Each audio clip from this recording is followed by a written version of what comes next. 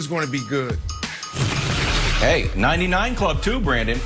Okay, a lot of people come up to me, I see them, they say, Kevin, you know, you're great on First Things First, but you should really consider being an NFL referee.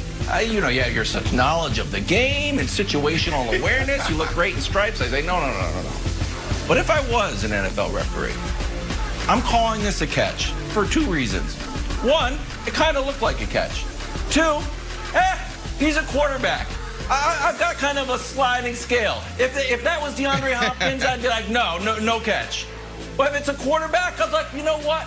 Close enough, Nick. I'm going to give it to you. It's like playing basketball with your kid. It's just like, you know what? Not a double dribble. That's okay. I'm going to turn a blind eye to that one. So for me, if I was a ref, great catch, Matthew Stafford. Lions ball at the 1. It's a terrible take.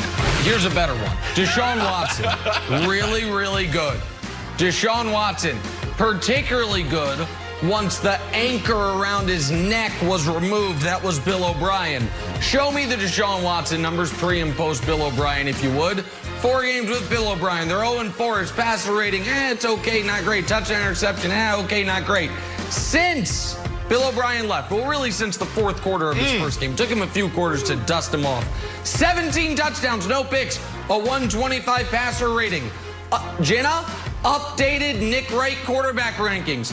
Patrick Mahomes, a massive golf. Russell Wilson, 2. Deshaun Watson, 3. Sorry, Aaron Rodgers and Drew Brees. Deshaun Watson, your third best quarterback in football, Jenna. Oh, how about that? I got the same rankings, Nick. And you know why? Here's why I love Patrick Mahomes. Because Patrick Mahomes loves everybody. Patrick Mahomes cares about everybody. Patrick Mahomes wants everybody to be as famous as he is. You know why I know that? Because he's so big and good at ball distribution. You know how I know that? Because he passes and practices ball distribution in practice. The same exact way Oprah would if she was an NFL quarterback. You get a ball. You get a ball. You get a ball. You get a ball. You get a ball. You get a ball. You're over there. You get a ball. Underneath. You get a ball. Underhand. Around that. You get a ball. If you love Patrick Mahomes, you get a ball. I don't know how to end this. I was just going to keep going until video ran. But everybody gets a ball in the grand world of Patrick Mahomes. And let us move. We're going to turn our attention to this weekend and the game to watch. Bucks and the guy that keeps giving people balls, Patrick Mahomes. The best to ever do it against the best currently doing it. Brady does have the advantage on Mahomes coming into Sunday. 2-1 lifetime against him in head-to-head matchups. Not a huge advantage, still an advantage. But this, of course, Brady's first time with Tampa. So, Brandon, what has to happen for the Bucs to pull off the upset? Yeah, I mean, look, Tampa's struggles are real.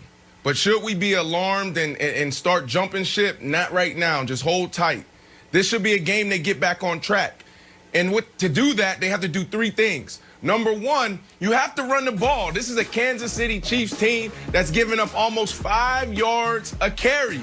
And you have an aging quarterback. Some would say, like Nick Wright, whoa, work around the quarterback when you lean on the run game. I just call it playing good football and being smart. So run the football at least 25 times a game. Last week, you ran it 18 times. You have 2 dog running backs. Give it to them. Let them lead the way. And when you do that, you can now counter the run game with play action. I want to see a little waggle as well, some max protection. When you go against a front 4, front 7 that can get to the quarterback, why don't we max pro, get it to our wide receivers? If they're not there, guess who you have? A running back in the flat that's always open in these situations.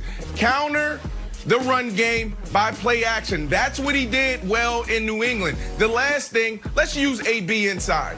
I'll be honest here, guys. AB is an outside wide receiver. He likes to play to the short side of the field, one-on-one matchups. We usually put him at the X wide receiver. But let's put him in that Edelman situation. Let's put him in that Wes Welker type scenario. Let's see if he can get it done. Why? Because Brady likes to work inside out. He's not a guy that is very efficient throwing outside the numbers. And he hasn't been that guy in 10 years. So if we do these 3 things, this could be the upset of the week. Wow. Brandon, okay. Can I just ask you a very quick question before I give my take on this? How would those 100%. keys be? How would those keys be any different, if at all, if the Tampa Bay Bucks quarterback this week was Nick Foles? Oh, but that's not it. But I love the question, but that's not it. Nick Foles, we're not even having this discussion. They're not sitting at 7-4. What we're talking about is who's the next quarterback if Nick Foles was on that team. Okay. That's the conversation that we would be having today. I agree. We probably also wouldn't be talking about the Bucs nearly as much. That's all fair. I also think that if Nick Foles were the quarterback for this game, it'd be like pound the run, try to hit him with play action, hit him with dink and dunks, but that's just my take. Here's what has to happen to me primarily.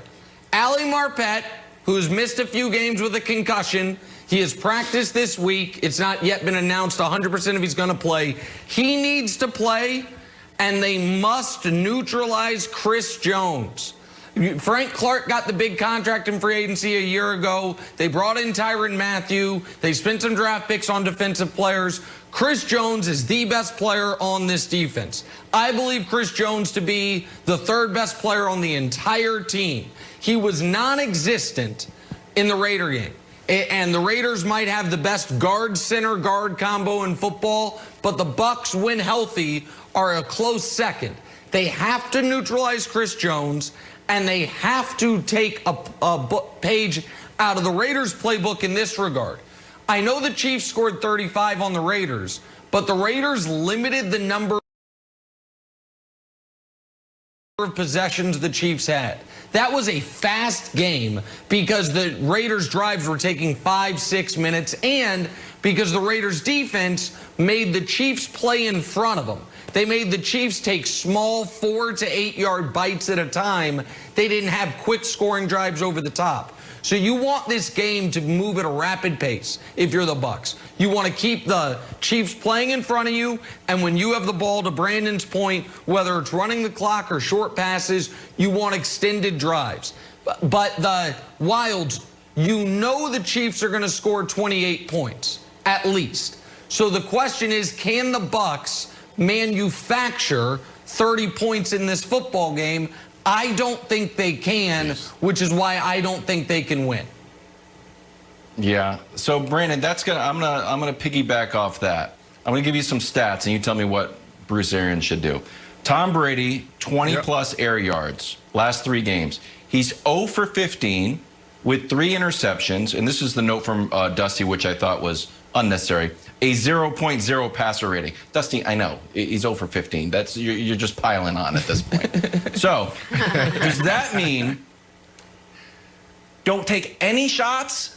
Or what's the maximum amount of shots you want to take down the field? Do you want to take 1 shot down the field with Mike Evans? Do you want to take multiple shots of like, let's just cast a big net and keep on going to it? One will eventually hit. Or like, you know what? I watched first things first. I'm going to do Brandon's keys and then, turn Mike Evans loose for maybe 1 big shot. Well, before I even answer the question, let's talk about how this thing is set up.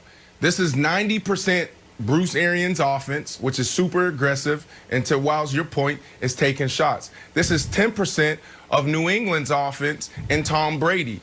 Tom Brady is the opposite. They're on totally opposite ends of the spectrum. One guy's aggressive, one guy's dink and dunk.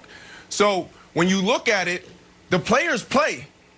The coaches aren't out there. Really good coaches put their players in the best position and utilize their skill set. If Tom Brady is telling you that that's never been my game, I won 2-3 Super Bowls dinking and dunking, why don't we do that? You eventually have to listen, or are you going to continue to sputter the way you do against the good teams? So for me, Wilds, I don't think you predetermine